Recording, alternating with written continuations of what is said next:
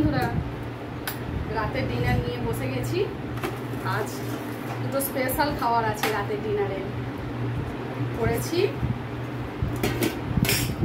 এটা পরোটা বানিয়েছি, কিন্তু ভিতরে ছাতুর পুর দিয়ে বানিয়েছি। সবে মাত্র করেছি তো, খুব গরম, ছিঁড়তে পারছি না। এই দেখুন, ভিতরে ছাতুর পুর দিয়ে পরোটা বানিয়েছি। আর এখানে করেছি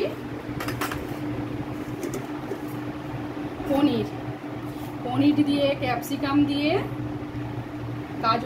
কাজু দিয়ে, চাল মগজ পোস্ত বাটা দিয়ে একটা তরকারি করেছি। এটা কিছুটা আলুও দিয়েছি, কেন আমার মেয়ে পনির খায় না, তার জন্য কিছুটা আবার আলুও দিলাম।